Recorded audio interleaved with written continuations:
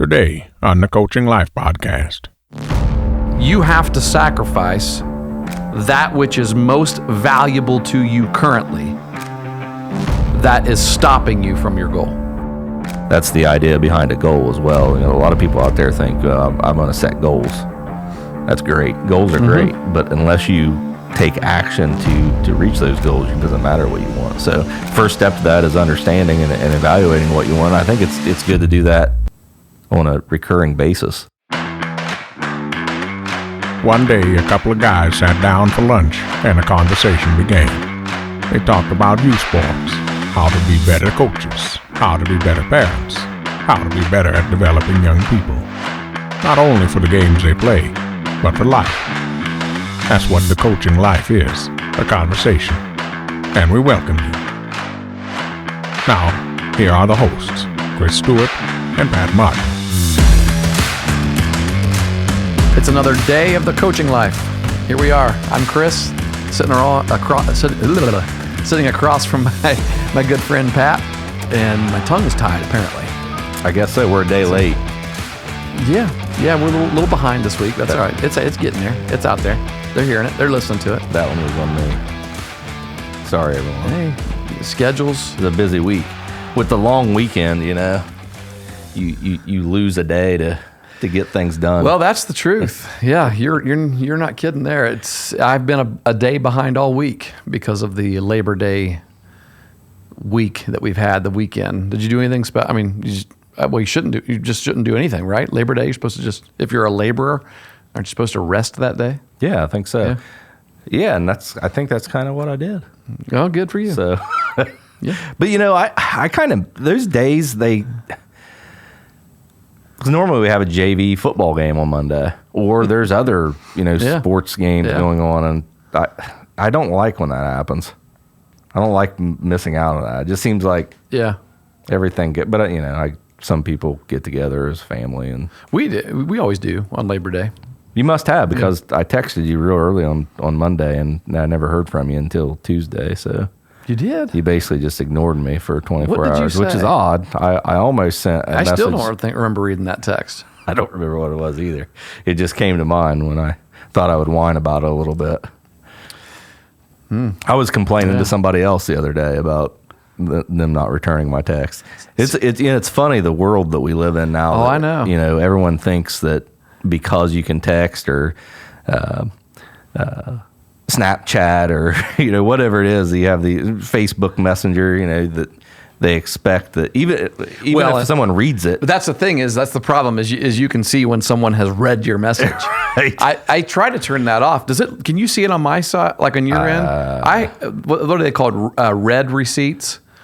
Yes. And I think I turned mine off. Mine, I can't see. It just says delivered. I don't really pay attention to it much, to be honest with you. But then you see those three dots, and you're like, I know they saw it, because they started to type something and then decided not to. And you did send me a message. You said you scheduled another game or a scrimmage. Oh, that's right. Yeah. Well, Wheelersburg. Fantastic. That'll be a fun scrimmage. You guys played them in the district semifinal? Yes. Yeah, we did. Very good team. They're very young last year. Very good and very young. I think they started 7 sophomores. Wow. Yeah, they did hit the ball well. Hit the ball really well. So that'll be.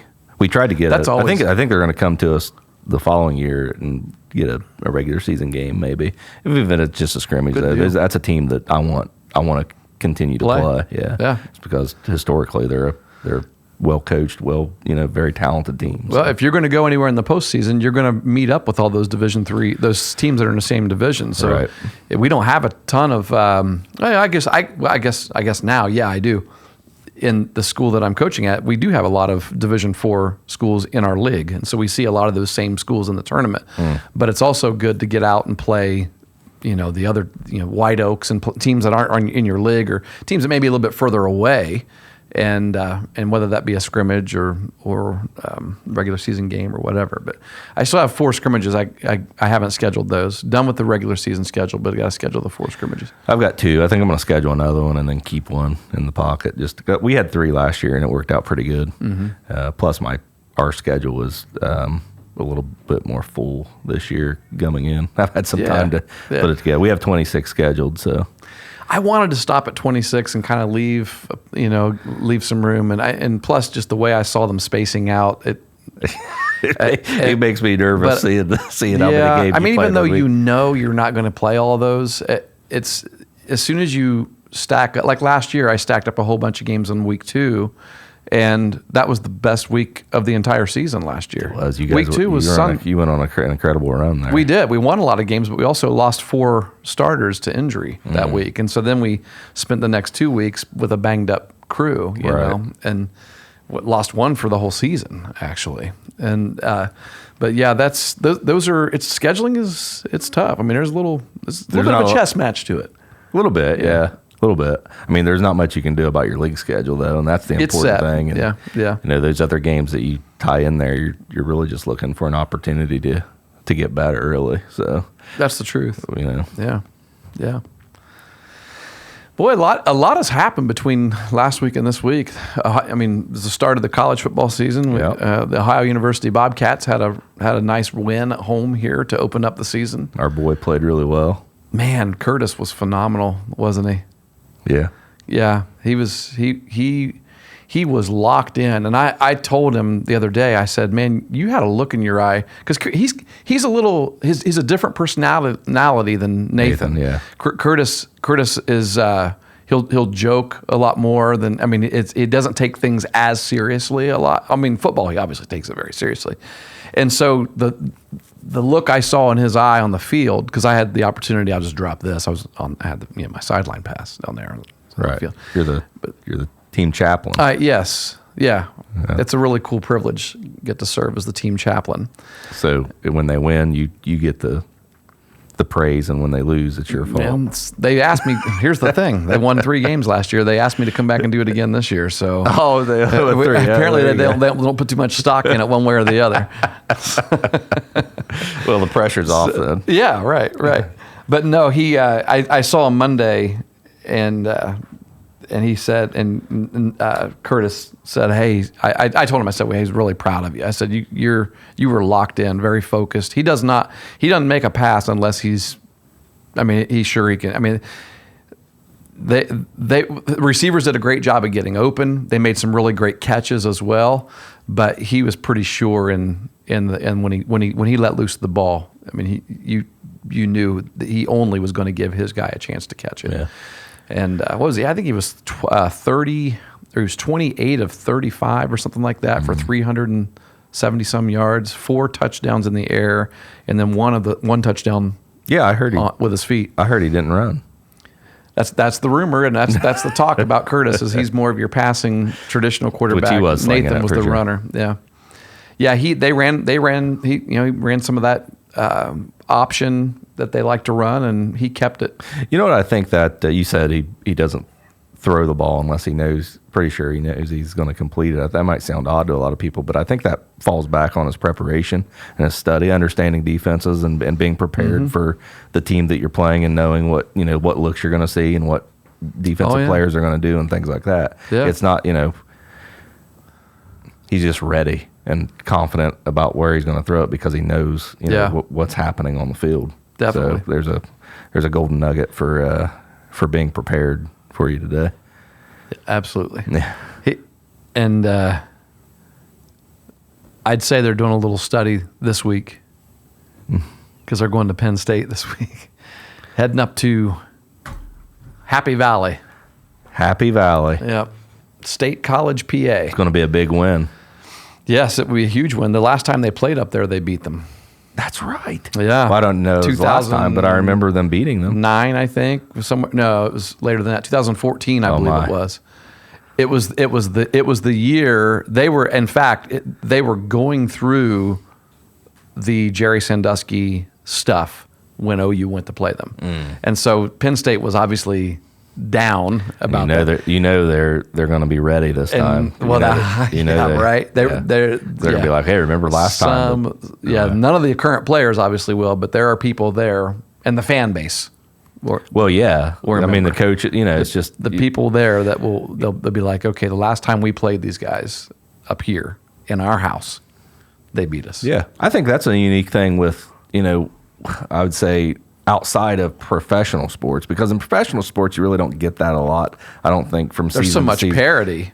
Yeah, anybody can beat anybody. It seems like from team, and you got players playing for a team this year. That they were playing against last year. Right. There's just it's just not of course, there. You're getting that in college now too, I guess. But. A little bit you are. Yeah. But I guess going back, we've talked about the majesty of high school sports and why it's so fun to play a high school sport. And I think that there's an element of that that makes it all that more fun, because every 4 years you're replacing kids in your program, but it's a community based team that remembers remembers when you triumph and the reality is, and I'll even go a step further. In high school, you're not replacing them.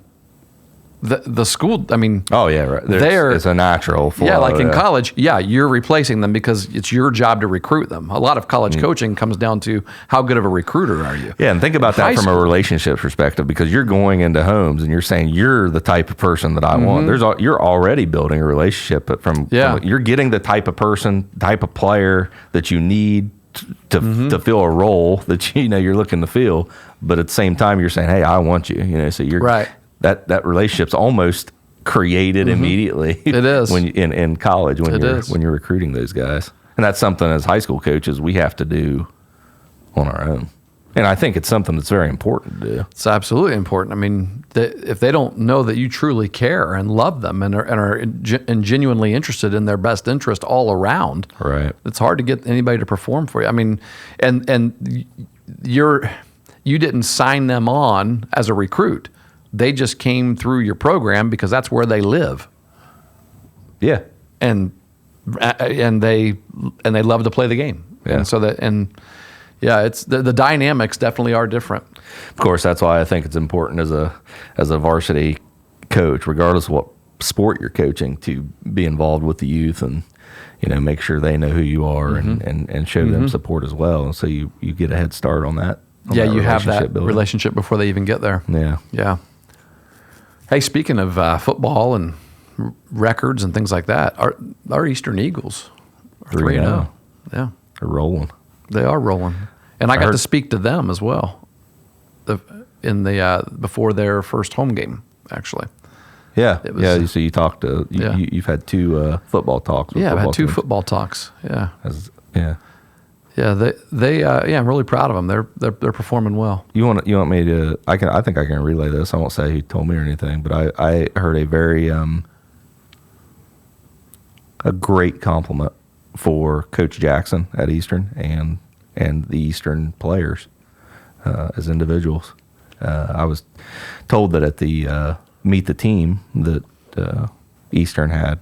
They get together, invite the community out, and they eat together, and things like that. When the players would go up to the people serving the food, they would extend their hand, shake their hand, tell them thank you, introduce themselves, and ask the person who they were. Every single player did that. Yeah. That's what I heard. That's big time, I think. It is. It's valuable. A lot of people out there might roll their eyes at that, but it's an act of discipline and respect, and I think those things, discipline and respect is probably going to fall into a little bit to what we're going to talk about today, and probably a little bit what you talk to the football team about, the Eastern football team and the Ohio University's football team. It is, yeah.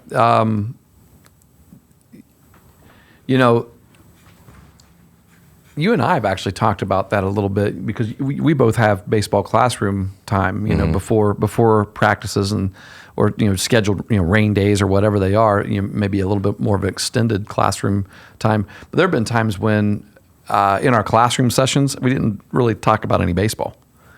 Yeah, I mean there have been times when I took 10 minutes, first 10 minutes of practice, to basically teach them how to shake a hand and look somebody in the eye. I'm really glad to hear Jason, Coach Jackson's doing that because, and from the time I met him, I could tell that's the kind of guy he is and the kind of coach he's going to be. And so I'm really, really excited about that. Yeah, I'm excited for the program and the kids out there too, pulling for him. Yeah.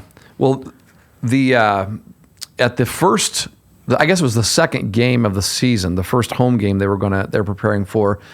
It was actually Coach Huffman, Coach Jennifer Huffman, who is the cheerleading coach at Eastern. Soon to be on the Megs coaching staff. Yeah, listen. There's no recruitment violation there, bud. Yeah.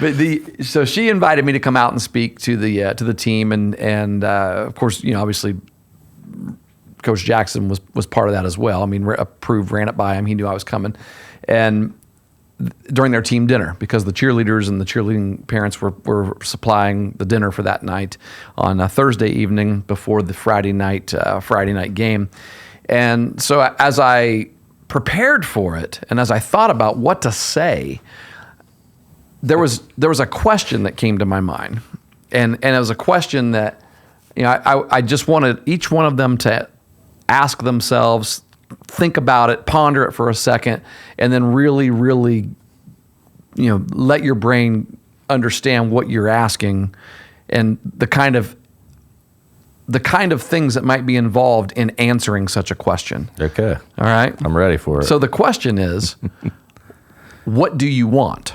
And that's pretty general. I get it. I mean, but like if we pause for a moment and just think about like, what do I really, really want? Like there are big answers and small answers, of course. Like in the moment, I might just want a drink of water, and so I'm gonna reach over here and grab my bottle and take a drink of water. You might want to, I told the kids, I said, you might want to pass a test tomorrow that you've got in class. You might want to eat a pizza. You might want to lose weight, gain weight, go out with a certain person. Play video games. Play video. You might, there are lots of things. But the reality is anything that we decide that we want to do, or want to have in life, whether it's big or small, there is a process that we go through to get that. And there's a plan. I mean, even as much as as just getting up from your chair and going and grabbing a drink out of the fridge, and there's something there. But I'm talking. There's really a lot of detail there if you really get deep into it. Yeah, if you really break it down. But I think if you take it and you say, okay, now let's talk about the big things. All right, even the small things, this still reigns true. But what we're talking about here, when I ask you, what do you want? I'm talking about the big questions. Like in life, what do you want? Like this school year, what grades do you want? Do you think about it? Do you really think about it? And do you think about why you're not getting what you want? If you're not getting what you want, what in 2 years, 1 year, 3 years, however many years it takes you to graduate, what college do you want? If you're not going to go to college, what job do you want? Yeah. In life, like what do you really want? Here's a big one. What kind of person do you want to be? And I basically just spent the entire time centering the talk around that question, because the thing that or I guess centering the talk around the answer to being able to achieve the answer to that question, right? And so that's where we went with that. I can keep going into it here if you'd like me to. But. Well, the concept there is familiar to me. It sounds like we're talking about goals and habits. Mm-hmm. And I think it's healthy. We do the 1 word challenge. Yeah. And really, my word was execute this year, or unleash. I'm sorry, unleash. The idea behind that 1 word challenge is that you are constantly making sure you're doing things that represent that word. You're taking action that represent that word, and that's the idea behind a goal as well. A lot of people out there think I'm going to set goals. That's great. Goals are great, but unless you take action to reach those goals, it doesn't matter what you want. So first step to that is understanding and evaluating what you want. I think it's good to do that on a recurring basis. To be honest with you, it's odd. I was actually doing some reflecting on that last night before I went to sleep. You have to evaluate yourself. Yes. You know what I mean? We get in this pattern, especially I think as coaches, that we're constantly evaluating players, and we're looking at other teams, and we're researching drills. We're talking, we're thinking about the sport. But one of the biggest things we need to do, one of the most important things, is evaluate ourselves on who we want to be, like you say, what kind of coach we want to be, and what we're doing specifically, and more importantly, what we're doing to get there, to achieve it. You and I have talked with a lot of people on our podcast before, and we've asked them similar questions. Like anytime we've had an athlete in here that has been a really good leader, or somebody that's been really successful in their sport. We've had Nathan Rourke. We asked him this question. We asked Jimmy Burrow this question about regarding Joe. We asked Rick Dobnak this question. We've asked other coaches. We asked Brock this question. And the question is, okay, if you know what you want, if you know what you really want, like whatever that goal is that you have in mind out there, then what would you have to sacrifice in order to have what you really want? Right. And really think about that, because in some cases it might be a relationship. Oh yeah, absolutely. It might be free time. Free time's a big one for sure. It is. Late nights, staying up late, right? Getting up early, sleeping in. Social media. Screen time. Sometimes when it comes to high schoolers, part-time job. Yeah. It could be any number of things. Car, phone, TV, whatever. But there's a whole long list of things that very well may be, and you may not have to sacrifice those things. But the question is, in order to have what I really want, what do I need to sacrifice? What would I need to sacrifice? And I think, and then I asked them all this. I had them think about that answer. And I followed it up with this question. I said, okay, now answer this. What are you willing to sacrifice in order to have what you really want? Or what will you sacrifice in order to have what you really want? And if those two lists don't match up, then you don't want it badly enough. And I think the key word there is sacrifice, because what did Nathan Rourke say when we asked him the question, what did you do differently in high school? When you were in high school, what did you do differently from your other peers and friends that you would say helped you to get to where you are today? And Nathan's answer was, he looked up in the air, he's thinking about it, and he's like, I think if I could sum it up in one word, I'd say sacrifice. And he talked about that. Jimmy talked about that. And just watching Joe watching him grow up through high school, I remember seeing his, hearing funny stories about how his friends had to kind of, talk him into going to prom, things like that, right? Because he was so focused on other goal. The achievements that he wanted to accomplish, and he kind of felt like there are some things I'm willing to sacrifice to accomplish those. Yeah, true. I think there's some honesty that you have to have with yourself when you're asking yourself that question. Because you say if the two lists don't match up, then you don't want it bad enough. And I think people struggle with that. If you tell someone you don't want it bad enough, like that's a challenge. It's maybe an insult. People take that personal. But if you're just think about it. If your list, you say I want this, and this is what I need to give up to get it.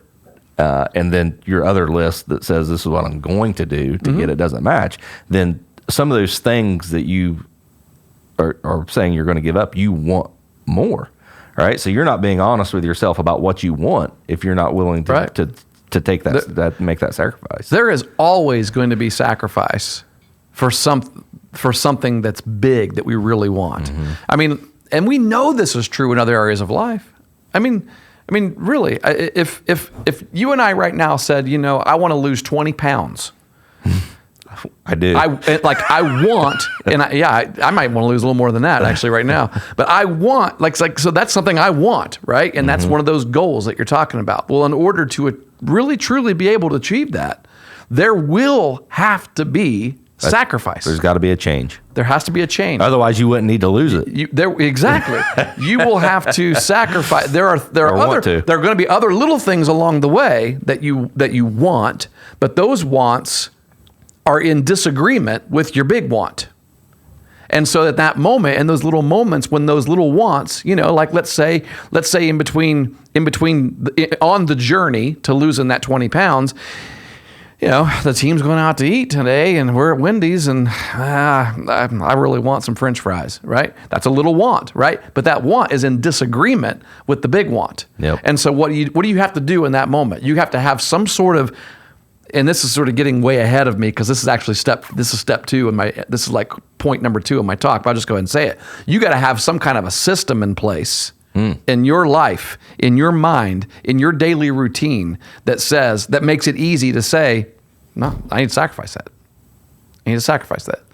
I'm not going to, because that disagrees with my big goal that I have in mind. Yeah. I remember Brock saying something like that, and it was something that I was really pleased to hear him say and really proud of him back when we had him on here. When we had him on our show a long time ago because he was, I believe, a junior in college. Yeah, he was our first guest. Was it the 7th or 8th episode, I think? Something like that. Maybe 11th. Yeah. And we had asked him this same question that we ask most of our guests that are playing at a different level. What are some things that you would say that you did, in high school? And I remember him saying that there came a point in time, like he didn't always make those sacrifices, and he didn't, and I've told the story before how there was a time when April and I sat down with them and said, look, we know that this is your goal to play baseball in college, and your daily habits and routines aren't lining up with this goal that you have. And he said, I remember he said, I worked so hard trying to do all the things that I needed to do in my mind and to achieve this goal. But he said there were things that I needed to sacrifice that I wasn't willing to give up, and didn't realize that they were warring against that goal. Like you can prepare all you want in one area of your life to achieve a goal, but if all of them aren't lining up, true, then you're going in two different directions. Right. And that may be diet and exercise. Right? It may be, and what I mean by diet, I'm talking about whether you need a higher calorie diet because you got to gain and you got to get in the weight room and gain weight and gain muscle, or in order to achieve that goal, or the other way around. You got to lose it, whatever it is to have the maximum type of body physicality to be able to be the kind of athlete you need to be to get there. And there are just, and that's just one example. That's just one thing, sure. Right? But I think. The reality is, with everything that we want, that we truly want, it is going to require us to stop doing things the way we're doing them now, in many ways, to be able to get there. Yeah. There's a maturity to understanding that too, I think. And that's probably on us as coaches and as parents to try to develop that understanding a little bit, because I have guys coming in, well, girls too. I mean, our weight room, our workouts, our baseball workouts, we invite everybody, from the school district. And so if you want to come in, you're a volleyball player or a football player. Right. Football players are in season right now, so they don't come in, but there's people that I talk to, and I'll give them a hard time. I'll see them. I'll say, "Hey, you missed workouts the other day." Like, oh yeah, no, I didn't miss it. I didn't come for a reason. But there's I've heard things. I've heard a lot of reasons for them not being there, and I've heard, well, it's summertime. But from you're right. Yeah, but here's the thing: it's from and from kids that say, "Hey, I want to play varsity baseball this year." That's what I want to do, and they're so that's a goal. Yeah. I want to play varsity baseball. I want to make the varsity team. Okay, well, evaluate that goal and understand what you need to do to accomplish that goal. It's not just, it doesn't matter how bad you want it. I think that's where it does matter, but you can't just say, I want to be a varsity player and it come true. Right? Yeah. You could want it as bad. We could want a lot of things. Yeah.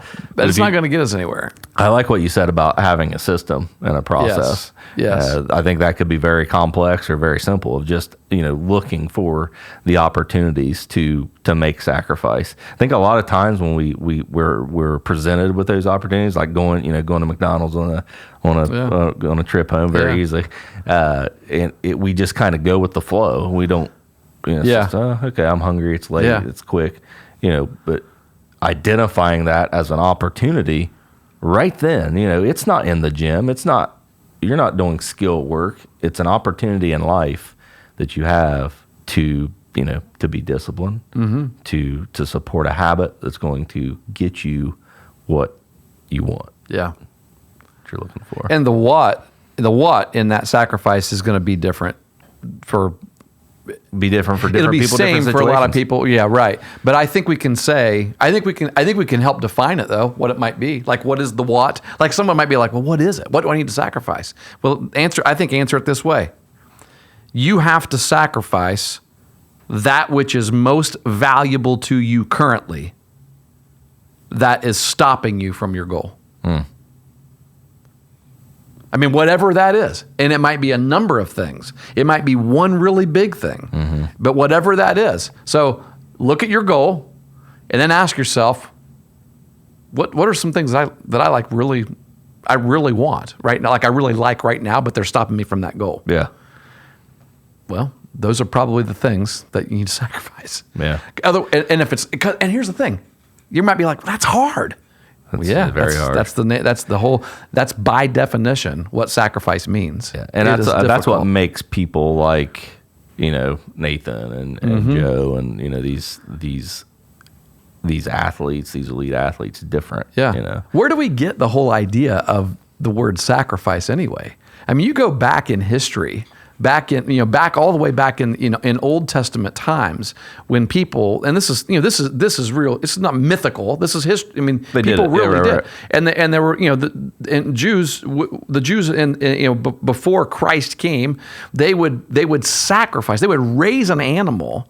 And they would love this animal, right? And they would be like part of their family because it was without blemish. It was without spot, without blemish. It was the perfect animal to them. And then, because of an illustration or a metaphor or leading up to the whole idea that it would be the blood of Christ that would eventually forgive everyone once and for all who puts faith in him, God would say, this is something that's got to happen on a yearly basis. I want you to see. And people are like, that is cruel. That's hard. Yeah, it is. Yeah. It is. It is. And that's the point is what he was setting up in there in them for them to feel was what he himself was going to do. Yeah. And that was a system, be right? slaughtered that's himself. A process, a habit. Yes. A lifestyle that led them to understand. Sacrifice is tough. Oh yeah, exactly. Absolutely. Yeah, for sure. It's grueling. It's sometimes and yeah. Listen, I'll give you a quote that I talked. I don't know if I told them this or not in the football speech, but it's something that I thought about and found in my research. Mike Tyson is one of the people that I listened to some of his clips. Someone was asking him about what it means to be a winner. Because I actually, in the talk, I was saying, we all want something. Maybe even in the big things in life, there might be some different answers that we would give around this room right now. But I told them, if I come out to your football field, if I come up to you tomorrow night at 6:59 p.m. and I ask you, what do you want? So right there, you're 1 minute away from taking the field. There's a good chance that all of you would have the same answer, and that would be, I want to win. Right. And so then we talked about what does it take to be a winner, to win and to be a winner. And I actually think those two things need to be reversed. I think we need to focus more on being a winner, and then we will win more. Yeah. Right. Yeah. Go ahead. You look like you're about to say something. Winning is just a result of that behavior. It is. And you know what? You don't always win when you're a winner. You don't always win the game. You don't always win on the scoreboard when you're a winner. Right. Yeah, that's a good word.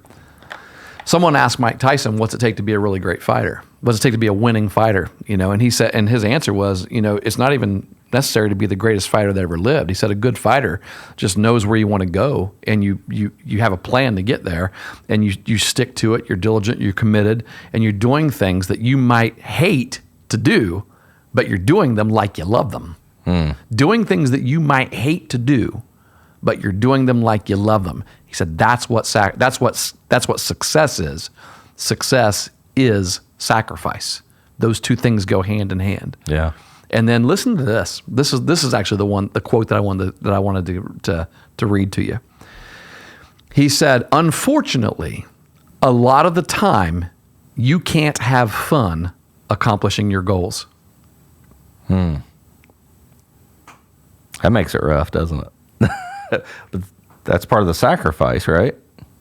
Yeah. Yeah. And I think a lot of people would hear that and they would say, come on, why do it then? It's not fun, right? But I wouldn't say Mike Tyson has never had fun in his life being one of the greatest fighters ever to live. Yeah. Right? Or possibly the greatest boxer to ever live. But I think what he's saying is on the way there, it's not fun. Yeah. All the time. It's not fun. And and now he's striving right now to be a better person, to be a winner. So he hasn't got to a point to where he's rested or, satisfied. I use that word satisfied. One time in high school, I was tasked with defining success. And I use the word satisfied. Yeah. And you grow up and you learn things, and I realized how far away my thought process was there, because over the last 12 months, I would say I've been very stretched. Yeah. In my life, like just very don't have a lot of time to just sit around throughout the day and things like that. Whereas before I might have had a little bit more time, and it's not always fun, but I think the word fulfilled comes into play. I think instead of satisfied, fulfilled might be the word that I should have used in defining success. And you find fulfillment in that grind.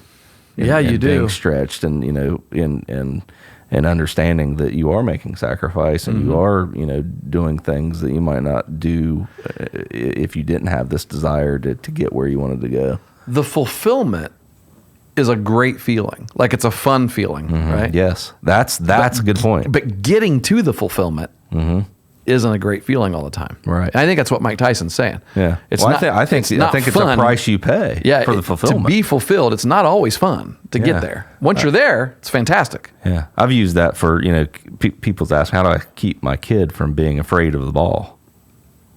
And my answer a lot of the times is you nurture their love for baseball, because if they love the game, then that pain that they experience when they get hit with the ball isn't going to bother them as much, and they're not going to be as worried about it as much and concerned about it as much. Yeah. They're willing to make that sacrifice. If you sometimes the players that you see who love the game a lot even welcome it, right? Oh yeah, right? Absolutely. It's like, I'll crowd the plate. I'll wear one. I'll take one because it's an awesome part of the game. It's a free base. Sure. And they seek out those opportunities. It's not. That's not fun. It's not fun getting hit. But it's fun. No, it's not fun in the moment getting hit. But it's fulfilling. It's fulfilling.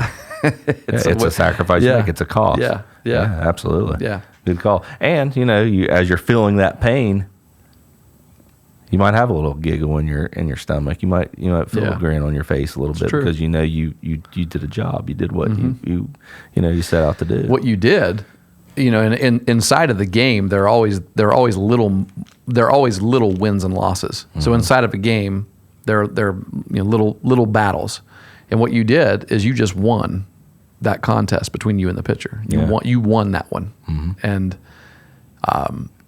you wanted it bad enough to take the pain, right? Absolutely. Yeah.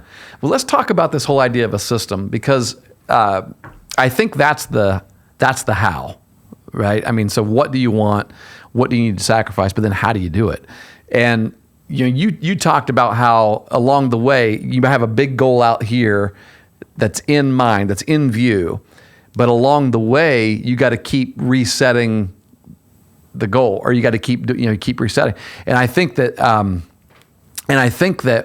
one of the things that might help us in reaching our goals, and this is going to sound really odd, but I think one of the things that might help us in reaching that big goal and that big want is to not have it, to get rid of your goal. To not have the goal? No, I know what you're saying. Yeah. The focus can't be on the goal. Yeah. Yes. Because it's a long way off, and that's a whole different person, that person that you want to be, right? That's a whole different athlete. It's a whole different, you're playing in a whole different place. You're whatever it might be. It's a whole, that is unattainable today. Yep. And so to focus on that today can become really discouraging, because you see how far of a walk how far of a journey that is between here and there. And this is where I think the system, understanding the system of life, daily routine, and the importance and the value of focusing on that. Right? And I actually said this to the football team. I said, look, how do you prepare to win football games? You have a system for offense. You have a system for defense. You have a system for special teams. I mean, football coaches are system people, right? We have football teams. You have systems. And the reason why you have systems is because systems create discipline, which are behavior patterns that help you to achieve success, And so inside the system, everyone is supposed to do something. Everyone has a role and a goal. And so as long as everyone is doing that and then getting better at that, then it's going to help you. It's creating a pattern of behavior that's going to help you become successful if you have a good system, right? Why don't we do it we win with systems. And we create systems because we want to win. Yeah. Why don't we do it with life? I mean, achieving our goals means creating a set of habits that align with those goals. Yeah. And that set of habits is our system. Right. Yeah, good point. I think successful people do that. Well, I know they do. Yeah. Even if they may not even be aware of it. It may just be that's because they are who they are. Mm-hmm. Some people aren't like that. They have to work at it. They have to focus on it and evaluate. But some people have those habits. Their habits are those of successful people. So that's how they get there. But I definitely think that successful people have those systems that they use. It's a daily thing. That they do. We've talked about that before. How people find time. Well, you don't create time, to make things happen. We all have the same amount. It's all the same amount. Yeah. Everyone has the same amount of time. So one person may say, "I don't have the time to do that," where the other person finds the time. They make time. It's about using. They arrange. Time. Yes. Yeah. Right. Yeah. They manage it. We're not creating time. We're not making time. We're using time. Yeah. Exactly. And just some people use it better than others. And what does that come down to? Back to what we were talking about. You're talking about a period of time that you need that you're probably spending on something else. Yeah. So you're going to you're going to sacrifice that what you're currently doing with that time to do something else that's going to get you to where you want to be. And you know what? That's for the common person in the world. I think that just doesn't happen. I think the reason why this kind of a topic or conversation is necessary to have on a podcast like ours is because what we're talking about is uncommon. Mm-hmm. Yeah, it is. It really is. Mm-hmm. I mean, even among teams, like high school teams that are, made up of 50 athletes, football team, 50 to 80 athletes, right. Baseball team, 30 some athletes, basketball teams, 16, even on some of these teams, to have a person like that is not the majority, I don't think. I agree. It's an uncommon thing. And so, imagine just right now, just having 10 people in one school say, I'm going to be this. And I'm going to be odd, probably. I'm going to be, winners are odd. They're uncommon. I mean, they're on the outs. You're different. Yeah. You're a little bit of a weirdo. Like yeah. That's just the reality. Yeah. But I guess it just depends. I mean, and if you're not willing to be that, then go back to where we began. You don't really want it. No. I think it's a good description of a leader. Yeah. You get those people out there, and even though the initial perception might be like we talked about, this person's weird, don't like who they are, whatever. People are drawn to those people as well. They are. And when they see those people having success, it catches their attention. It does. Yeah. I remember watching Athens play football when Joe was in high school, and there was a period of time when Joe wasn't seen as the primary factor of success for the offense. Mm-hmm. It was given to other people. Yeah. It's those players. Some of those players ended up having great sports careers. Right. I mean, the Lehrmans are at Ohio, and Trey. Trey Williams. Trey Williams went to Northwestern as a defensive back. Zakiah Saltzman went to Georgetown. Yeah. So but Joe Burrow went and played in the Super Bowl for the Cincinnati Bengals. So to me, there's no question about who led that team. Mm-hmm. But it was he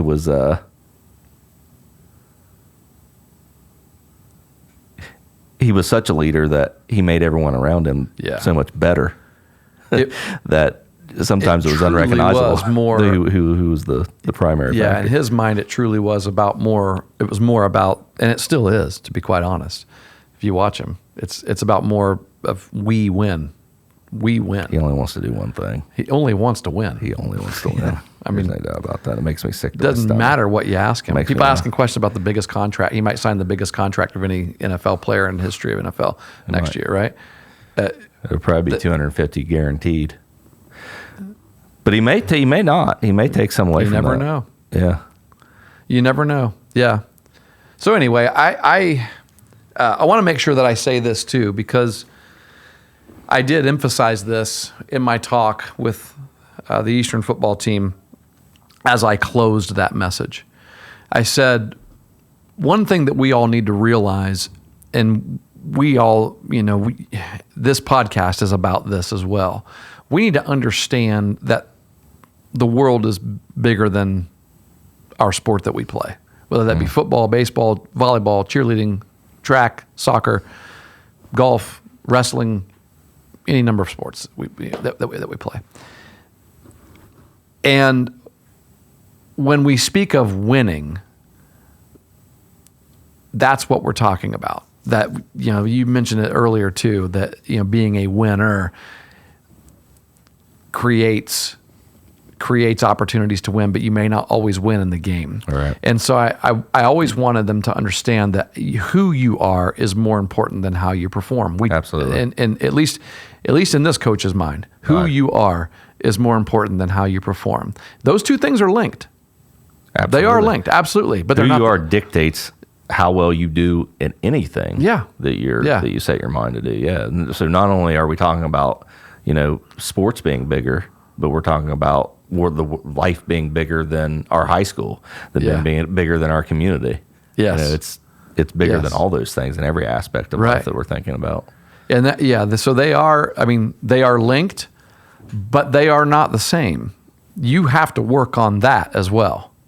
You can work on getting what you want without working on who you are, being who you are, and you'll find out real quick how much those things work hand in hand. Yeah, I think go ahead. Sorry. Yeah, you are who you are is going to impact your performance more than anything else you try to do. Yep, we've used the analogy before, like when we talk about working out and getting stronger and, having a good nutritional diet and things like that as being, making your bucket bigger to put more water in. I think that's the same concept of, the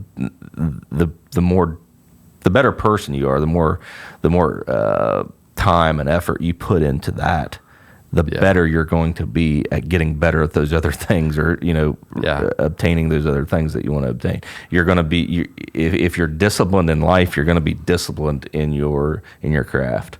If you're passionate in life, you're going to have more passion in your craft. One carries over into the other for sure. Yeah. And the opposite is true as well. That's why body language. Yeah, that's exactly right. Negative body language. It's why it's such a big thing. Like, or I just say body language in general. Right. If it's negative, it's going to hurt. And it's not just going to hurt you, it's going to hurt your team. Yeah. Positive, it's going to help you, help your team in a lot of different ways. Those things work together. Yeah. So there you have it. That was a little bit of a longer summary of what I talked about there. That was the Eastern message. I think, as coaches, as parents, definitely as coaches and parents, because coaches, we're often so focused on, the sport. Yeah. We want to know, what do I have to do to get the best team that I have, to get the most performance out of them. We're so focused on the X's and O's and things like that. And as parents, we're so focused on, seeing our kids succeed in their sport and, watching them play the game. And we miss the opportunity to really teach them about life and about who they can be regardless of what they're experiencing, on a field or on a court. And we've said it over and over and over again, one impacts the other. So we can help our children be successful in an athletic venue without ever talking about athletics. It's a good word. But we got to be intentional about it. We got to look for those opportunities. Yeah. It's not something everyone thinks about. It's not something I always thought about. And to be honest with you, I'm still not great at it. But I do enjoy seeking those opportunities out now. Like, I'm finding them here and there. Yeah. I'm like, oh, here's something that I could approach in a couple different ways. I'm going to approach it like this. Yeah. How can I use this to help, my son be better later? Right. And if I can ingrain that in him, then it's going to help him be better now too. Yeah. So, yeah. It's good stuff, Coach. I liked it. Yeah. Yeah. Thank you. And both teams won too. Both teams won. Yeah. I did not give that same message at OU, but okay. The OU well, it must have been just as good. We'll save that talk for another day. Since it's all on you. There you. Yeah. Right. Yeah. Right. Everything's on me. Totally not true. They forgot it as soon as they left the room. They're ready for the game. No, I'm teasing. Actually, Nathan came up to me, or Curtis. Curtis came up to me Monday and said, "Hey," he said, "we were in harmony on Saturday." It's one of the things I talked about. Actually, I talked about how Paul says in the book of Romans, chapter 15, that God is the God who gives endurance and encouragement and desires you to live in harmony with one another. And so I talked about how teams need to have both of those to be successful: endurance and encouragement. Because there's going to be times when even if you're like right now, you're 0-0, you haven't won a game yet, haven't played a game, right? No, but even if you win today, so right now they're 1-0. No team's ever made a bowl going 1-0. True. Or a championship going 1-0. You need to figure out what you just did and keep going, because and it's never going to be easy. The grind is going to be hard. Right. And that endurance and encouragement needs I think to the power of that though is found in momentum. Like, we use that word momentum in sports, and when things are going well for a team, they can't do any wrong, and that it's hard to stop them. Yeah. And when that's happening for one team, it's the exact is happening. The for ball's the other. rolling downhill, and it's usually in short periods of time. But that's the challenge. Like, you want to, because when there's momentum on the side of a team, everyone's kind of feeling the same way. They're energized and, they're excited and, things are going right. They're getting up there with confidence, harmony. Yeah. And the opposite is true too. But it usually it's short lived and it's usually talked about within the period of a game. If you can have that harmony, that everybody moving in the same direction at one time, it's honestly those are that's usually what happens when a team a professional team or a college team wins a national championship or a world title.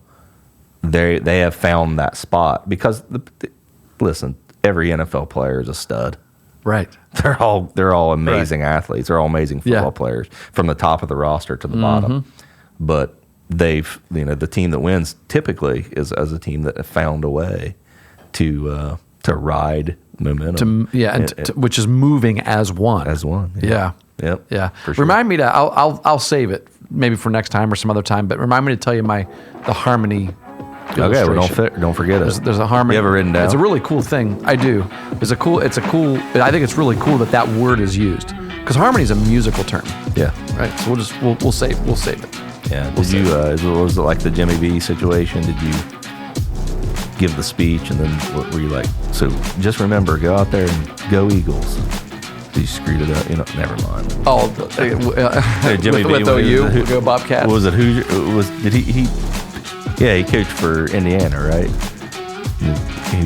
Where did he go after he coached at Indiana? I can't remember. But he said the wrong team. He said, remember, God, family. Just negated his entire speech. Indiana basketball, and he was coaching at LSU or something. Oh, boy. Fun stuff. Jimmy V. Great coach. No doubt. Well, cool. It was good seeing you today. I'm glad we shifted today to come up. We were talking about maybe doing it remote yesterday, but just doesn't hit the same. Does not have the same flair. Yeah, doesn't hit the same. So, I hope everyone appreciates us delaying for a day, sacrificing some things. We sacrificed a little bit. Yeah, we sacrificed some time. So, I hope you enjoyed. Yep.